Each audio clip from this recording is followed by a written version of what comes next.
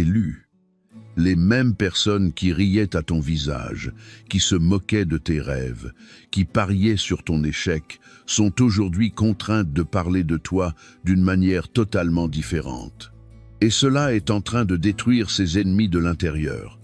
Je ne parle pas ici d'une belle réconciliation ni de demande d'excuses. Je révèle quelque chose de bien plus profond et de bien plus troublant. Ces ennemis ne peuvent plus t'ignorer, ne peuvent plus te minimiser, ne peuvent plus faire comme si tu n'existais pas. Car ta croissance, ta transformation, ta résilience sont devenues si évidentes que même ceux qui te haïssaient le plus sont obligés de reconnaître que tu n'es plus la même personne qu'ils pensaient pouvoir piétiner indéfiniment. Et sais-tu ce qui est le plus dévastateur? Tes ennemis ne parlent pas en bien de toi parce qu'ils le veulent. Ils en parlent parce qu'ils y sont obligés par une réalité qu'ils ne peuvent plus nier. Les conversations ont changé. Les murmures ont changé. Les rires se sont tus. Et désormais, quand ton nom est prononcé, un silence gênant s'installe, une honte que ses ennemis ne peuvent dissimuler. Car chaque mot qu'ils ont prononcé contre toi s'est transformé en preuve de leur propre échec. Chaque prédiction négative qu'ils ont faite sur ton avenir est devenue la démonstration de leur propre cécité. Et le plus ironique, pendant que tes ennemis se noient dans leur propre amertume, toi, tu ne sais même pas que cette transformation des discours est en train de se produire. Abonne-toi dès maintenant à cette chaîne et active toutes les notifications, car cette révélation sur la manière dont tes ennemis sont forcés de changer leur discours à ton sujet va te montrer la puissance dévastatrice de ton évolution silencieuse.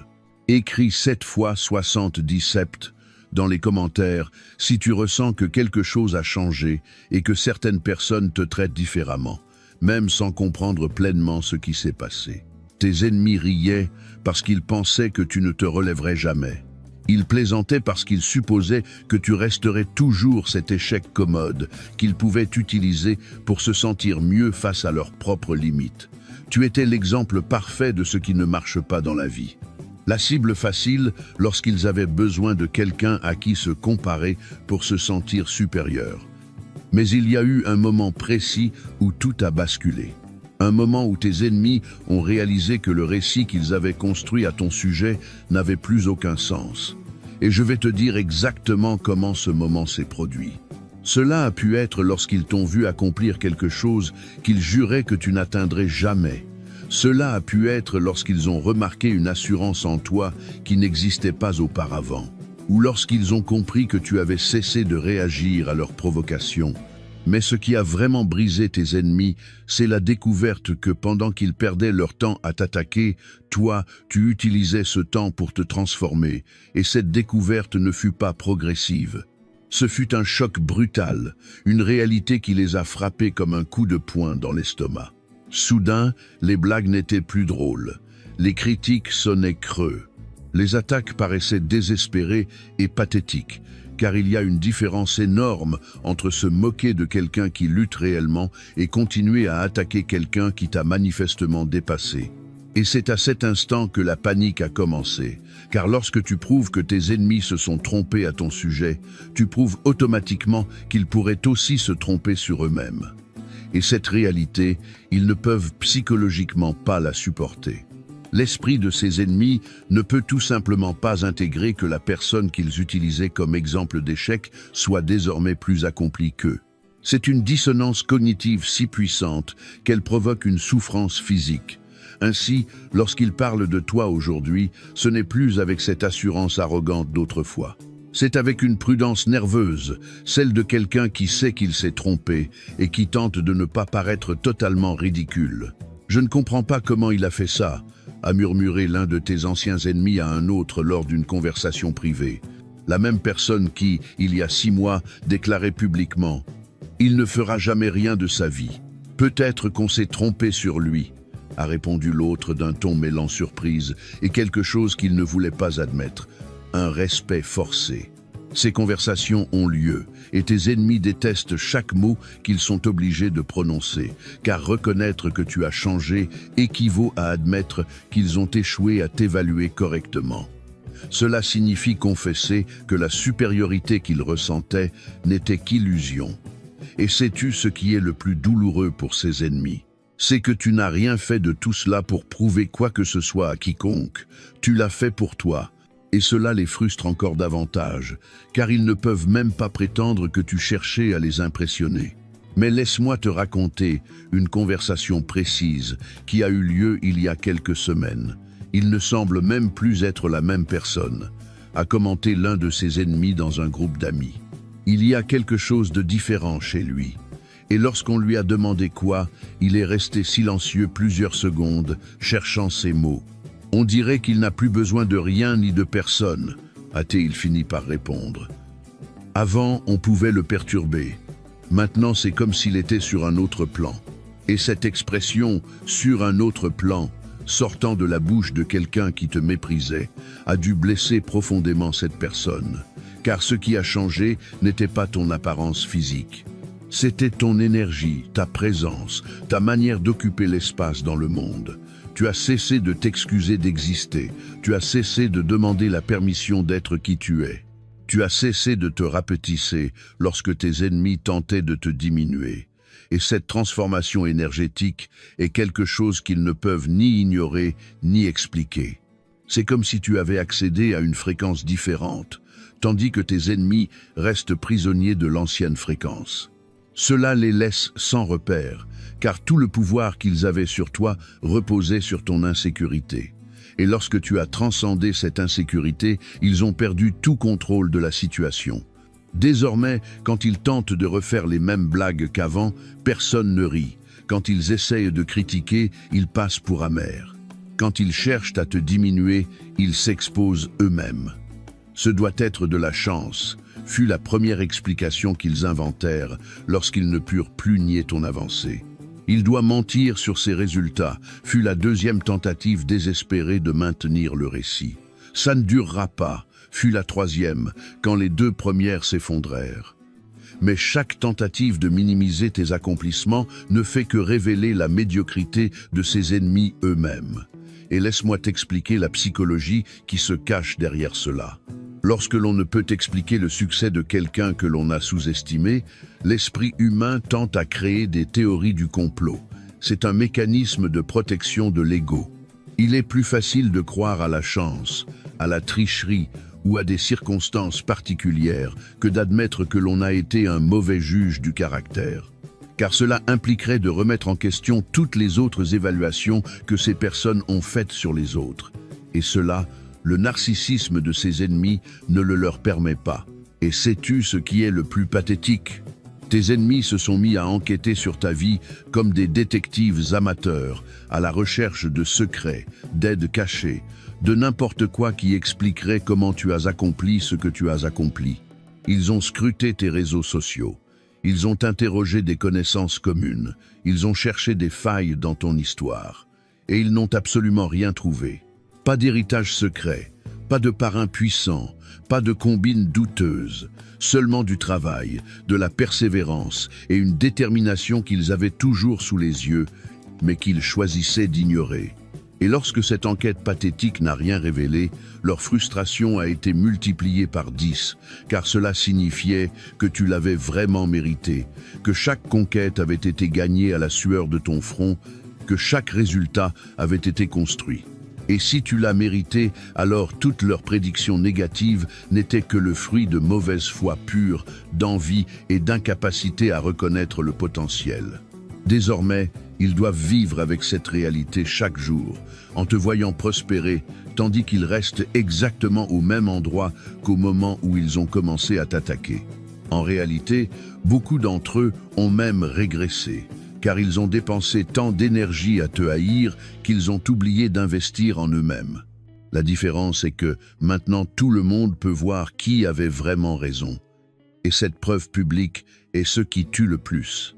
Je savais toujours qu'il avait du potentiel, a menti l'un de tes ennemis lorsqu'on a commenté ton succès en sa présence. La même personne qui, il y a 2 ans, affirmait mot pour mot que tu n'avais aucun avenir. Cette tentative pathétique de réécrire l'histoire se déroule en temps réel. C'est à la fois amusant à observer et triste, car cela révèle jusqu'où la malhonnêteté de tes ennemis peut aller pour protéger leur ego. Ils croient vraiment que personne ne se souvient de ce qu'ils ont dit auparavant. Ils pensent pouvoir simplement modifier la version des faits et que tout le monde l'acceptera. Mais les gens se souviennent, surtout quand les déclarations étaient si catégoriques et si malveillantes. Ils se souviennent des rires, ils se souviennent des commentaires cruels, ils se souviennent de la manière dont tes ennemis te traitaient quand ils pensaient pouvoir le faire impunément. Et maintenant, quand ils tentent de se positionner comme s'ils avaient toujours su, ils apparaissent exactement pour ce qu'ils sont, des opportunistes désespérés cherchant à sauver leur réputation. « Je n'ai jamais douté de lui », a déclaré un autre ennemi, oubliant qu'il existe des captures d'écran sur son téléphone prouvant qu'il disait exactement le contraire. Et le plus savoureux, c'est que certaines personnes proches ont commencé à les confronter sur ces contradictions. « Mais tu n'avais pas dit qu'il n'arriverait jamais à rien ?» a demandé un ami commun. Et la réponse fut un silence gêné suivi d'une justification pathétique. « Ah, je plaisantais » ou « C'était juste pour le motiver » ou le classique « Tu as mal compris ». Le plus triste, c'est que tes ennemis pensent que ce revirement soudain de discours les sauve de l'embarras, alors qu'il ne fait que confirmer qu'ils sont des personnes sans caractère, prêtes à mentir pour leur propre intérêt. Et sais-tu quelle est l'ironie suprême? Même maintenant, quand ils sont forcés de bien parler de toi, cela reste centré sur eux. Ce n'est pas « il mérite son succès », c'est « j'ai toujours su qu'il y arriverait ». C'est encore une tentative de se positionner avantageusement sur le plan social, de paraître intelligent pour avoir prédit quelque chose qu'ils ont en réalité combattu. Ce n'est pas une reconnaissance authentique de ta valeur, c'est une gestion désespérée d'image, et tout le monde perçoit la différence. Sais-tu ce qui est le pire pour tes ennemis? C'est que tu n'as même pas eu besoin de te venger. Tu n'as pas eu à exposer leur méchanceté, tu n'as pas eu à réfuter leurs critiques. Tu n'as pas eu à prouver quoi que ce soit à quiconque. Tu as simplement grandi, tu as simplement évolué, tu es simplement devenu une meilleure version de toi-même. Et cela a été plus dévastateur que n'importe quelle vengeance aurait pu l'être, car désormais, chaque jour, tes ennemis doivent vivre avec la preuve vivante qu'ils se sont trompés. Chaque jour, ils doivent te voir progresser tandis qu'ils restent prisonniers des mêmes limitations mentales. Et pire, chaque jour leur rappelle qu'ils ont gaspillé de l'énergie à t'attaquer au lieu d'utiliser cette énergie pour grandir. Laisse-moi te peindre un tableau concret pour que tu vois comment cela fonctionne dans la pratique. Chaque matin, quand tes ennemis se réveillent, ils consultent les réseaux sociaux. Et inévitablement, ils tombent sur une preuve de ton avancement, une nouvelle réalisation, un résultat positif, une photo de toi irradiant une énergie qu'ils ne peuvent plus nier. Et à chaque publication de ta part, leur estomac se noue un peu plus. Ce n'est pas une simple envie, c'est la douleur profonde de savoir qu'ils ont complètement perdu leur pari. Car en t'attaquant, ils avaient implicitement misé sur ton échec. Et maintenant, ils doivent vivre avec le fait qu'ils se sont lourdement trompés. Maintenant que tu t'es transformé, tes ennemis ont réalisé qu'ils auraient pu faire de même. Ils auraient pu utiliser le temps passé à te rabaisser pour se développer eux-mêmes. Ils auraient pu canaliser l'énergie de la haine vers leur propre croissance. Mais ils ont choisi la voie de la médiocrité. Ils ont choisi d'être des spectateurs amers au lieu d'être les protagonistes de leur propre vie. Et désormais, il est trop tard pour rattraper le temps perdu. Alors ils restent là, à te regarder t'élever, obligés d'avaler leurs propres paroles, obligés de prétendre qu'ils t'ont toujours soutenu, obligés de sourire quand ils te croisent. Et cette simulation constante les ronge de l'intérieur. Car feindre la joie face au succès de quelqu'un que l'on a tenté de détruire est l'une des formes les plus extrêmes de torture psychologique. C'est l'humiliation la plus complète qui existe, devoir reconnaître publiquement que tu es meilleur qu'il ne l'imaginait, tout en brûlant intérieurement d'envie et de regret. Et voici la découverte qui a le plus perturbé tes ennemis. Tu ne fais pas tout cela pour impressionner quiconque. Pendant tout le temps où ils t'attaquaient, ils supposaient que tu cherchais désespérément leur approbation, que leurs attaques te blessaient parce que tu accordais encore de l'importance à leur opinion. Dans l'esprit déformé de ses ennemis, toutes leurs attaques étaient une sorte d'épreuve pour voir si tu étais digne de leur approbation. Mais quand ils ont compris que tu te fichais réellement de ce qu'ils pensaient, leur monde s'est effondré. Et cette prise de conscience ne s'est pas faite d'un coup. Elle fut progressive et pour cette raison même, plus douloureuse. D'abord, ils ont remarqué que tu avais cessé de te défendre. Non pas que tu aies capitulé ou abandonné. Tu avais simplement cessé d'accorder de l'énergie à réfuter leurs critiques. Ensuite, ils ont réalisé que tu n'essayais plus de prouver quoi que ce soit. Tes accomplissements n'avaient rien à voir avec le désir de leur démontrer qu'ils avaient tort. Enfin, ils ont pleinement compris que tu étais devenu véritablement indifférent à leur opinion. Et cette indifférence authentique fut le coup final porté à leur ego surdimensionné, car tout le pouvoir qu'ils exerçaient dépendait de ton besoin de validation. Et quand tu as transcendé ce besoin, ils sont devenus totalement insignifiants dans ta vie. Désormais, qu'ils parlent en bien ou en mal, cela n'a aucune importance. Qu'ils cherchent à se rapprocher ou à rester éloignés, cela ne change absolument rien pour toi. Et cette irrelevance totale est ce qui blesse le plus tes ennemis. Car cela signifie que toute l'énergie qu'ils ont dépensée à te haïr a été totalement gaspillée. Que tu as grandi non pas malgré leurs attaques, mais en totale indépendance de celles-ci. Tes ennemis sont devenus des figurants dans ton histoire. Et c'est la position la plus humiliante que l'on puisse occuper dans la vie de quelqu'un, l'irrélevance complète. Ils ne nous regardent même plus, a remarqué l'un d'eux d'un ton mêlant soulagement et déception. Car d'un côté, ils n'ont plus à feindre la cordialité. De l'autre, ils ont découvert qu'être ignoré est infiniment pire qu'être haï. Quand tu les haïssais, ils étaient au moins assez importants pour susciter une émotion en toi. Maintenant que tu es indifférent, ils n'existent simplement plus sur ton radar émotionnel. Et c'est la mort sociale qu'ils craignaient le plus. Il faut l'admettre, il a vraiment changé. A été contraint de reconnaître l'un de tes ennemis lorsqu'on lui a posé directement la question à ton sujet. Et tu aurais dû voir le visage de douleur physique qu'il a fait en prononçant ces mots. C'était comme si chaque syllabe était un éclat de verre qui sortait de sa gorge. Car admettre que tu as changé équivaut à admettre qu'il s'est trompé. Et les personnes narcissiques détestent se tromper plus qu'elles ne détestent leurs propres ennemis. Mais la réalité s'est imposée avec une telle clarté que nier devenait impossible.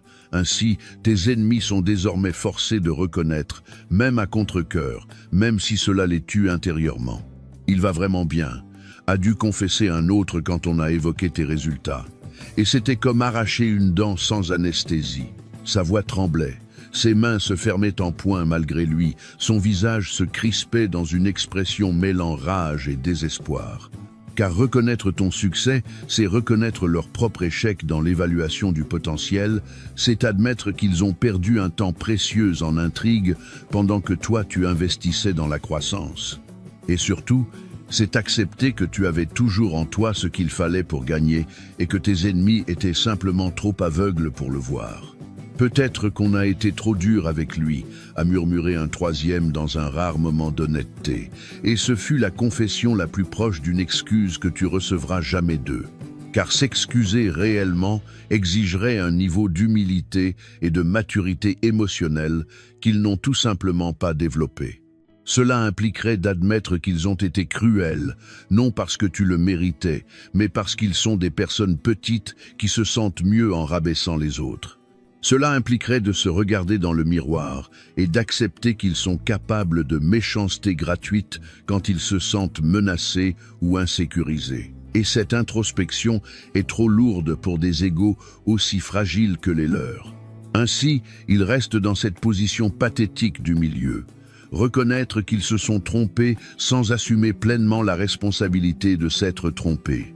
C'est comme admettre qu'ils ont erré, sans admettre qu'ils sont capables d'errer. Désormais, chaque fois que ton nom surgit dans une conversation, un silence gêné s'installe, une pause inconfortable, là où auparavant résonnaient des ricanements malveillants. Et ce changement dans la dynamique sociale est plus profond qu'il n'y paraît. car personne ne veut être celui qui parle mal de quelqu'un qui a clairement pris l'avantage dans la vie. Personne ne veut passer pour la mère qui ne sait pas reconnaître le succès des autres. Ainsi, tes ennemis sont coincés entre deux options également douloureuses. Parler en bien de toi, ce qui les tue, ou se taire, ce qui les rend irrelevants dans la conversation. Et ils choisissent le plus souvent la seconde. Ils préfèrent devenir muets plutôt que de devoir louer. Ils préfèrent quitter la scène plutôt que d'admettre que tu as gagné. Mais laisse-moi te montrer comment cela fonctionne concrètement. Lors d'un récent rassemblement, quelqu'un a mentionné ton nom de manière anodine. Immédiatement, l'atmosphère a changé. Ceux qui menaient auparavant les critiques sont devenus tendus, ont détourné le regard, ont fermé leur expression. « Comment vas-tu » a demandé quelqu'un qui ignorait l'historique des attaques. Silence total. On dirait qu'il va bien, non? J'ai vu certaines de ses publications sur les réseaux. Nouveau silence. Jusqu'à ce que l'un de tes anciens ennemis, ne supportant plus la pression, lâche d'une voix brisée. Oui, on dirait. Et cette admission forcée fut suivie d'un changement rapide de sujet, car même leur silence est une confession. Quelqu'un qui croit vraiment avoir eu raison n'a pas besoin de se taire quand le sujet est abordé. Quelqu'un qui croit vraiment en ses propres critiques n'a aucun mal à les maintenir. Le silence gêné est l'aveu indirect qu'ils savent s'être trompés, mais qu'ils sont trop orgueilleux pour l'assumer publiquement. Et sais-tu ce qui est le plus pathétique ? Certains de tes anciens ennemis tentent désormais de se rapprocher de manière détournée. Ils cherchent à rétablir le contact par personnes interposées. Dis-lui que je prends de ses nouvelles. Ils tentent de provoquer des rencontres fortuites. Ils apparaissent dans les lieux qu'ils savent que tu fréquentes. Ils likent discrètement tes publications, comme si cela effaçait des années de critiques destructrices. Non pas parce qu'ils éprouvent un véritable remords pour le dommage qu'ils ont tenté de causer, mais parce qu'ils ont compris qu'être du mauvais côté de l'histoire a un coût social réel. Et maintenant, ils veulent minimiser ce coût en se rapprochant de celui qui gagne. Mais toi, tu ne remarques même pas ces tentatives pathétiques, car tu as avancé d'une telle manière qu'ils sont devenus des fantômes de ton passé. Et voici la vérité finale que tu dois comprendre. Tes ennemis ne s'excuseront jamais réellement. Ils ne reconnaîtront jamais pleinement qu'ils ont été cruels sans raison. Ils n'assumeront jamais totalement la responsabilité du dommage psychologique qu'ils ont tenté d'infliger. Et je vais t'expliquer exactement pourquoi. Parce que cela exigerait un niveau de maturité émotionnelle et de connaissance de soi qu'ils n'ont tout simplement pas développé. Pour s'excuser véritablement, tes ennemis devraient faire un inventaire moral complet de leurs actions. Ils devraient se regarder dans le miroir et accepter qu'ils ont été de mauvaises personnes. Or, les personnes vraiment mauvaises parviennent rarement à se voir comme telles. C'est un mécanisme de protection psychologique. Dans leur esprit déformé, il y avait toujours une justification à chaque attaque. Tu le méritais parce que tu étais arrogant, ou parce que tu ne faisais pas assez d'efforts, ou parce que tu avais besoin d'une leçon. Ces récits auto-justificateurs sont comme une drogue pour les égos fragiles. Ils leur permettent de faire le mal tout en se sentant dans leurs droits. Et renoncer à ces récits signifierait accepter qu'ils ont été simplement cruels par pure cruauté. Ainsi, ils continueront cette danse pathétique de demi-reconnaissance, de demi-mot, de demi-aveu. Peut-être qu'on a exagéré est littéralement le maximum que tu obtiendras d'eux. Et je te dis même plus, cette admission partielle vient toujours accompagnée d'une tentative de partager la responsabilité. On a exagéré au lieu de « j'ai été cruel ». Les choses ont dérapé au lieu de « j'ai essayé de te détruire ». Ce n'était pas notre intention, au lieu de « je voulais te voir échouer ». C'est une leçon magistrale sur la manière d'éviter la responsabilité totale, tout en maintenant l'illusion qu'on assume son erreur. Et sais-tu quoi? Cela n'a aucune importance, car tu n'as pas besoin de leurs excuses pour valider ta transformation. Tu n'as pas besoin de leur reconnaissance pour confirmer ta croissance. Ton succès parle de lui-même. Ton évolution est évidente pour toute personne dotée d'yeux pour voir.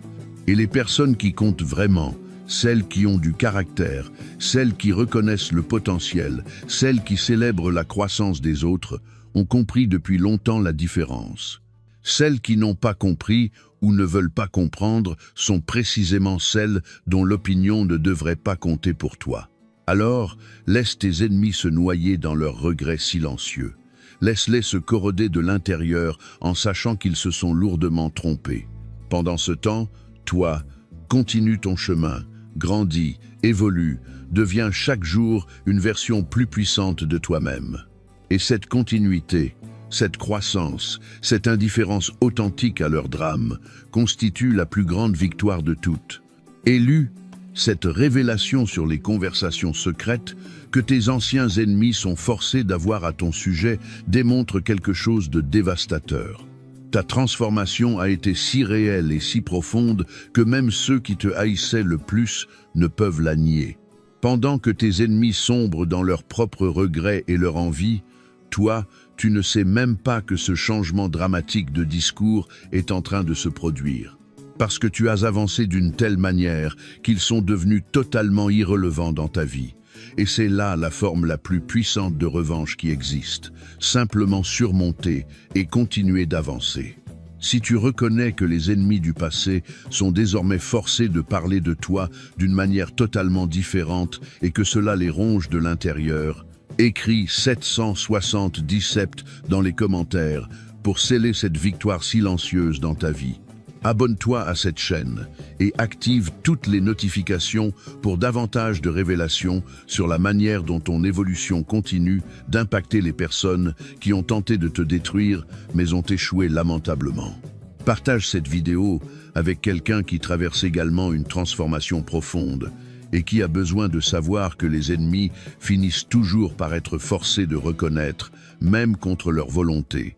Et, avant de partir, clique sur la vidéo qui apparaît sur ton écran en ce moment pour découvrir davantage comment ta transformation continue de générer des réactions que tu ne peux même pas imaginer. Ensemble, nous sommes plus forts.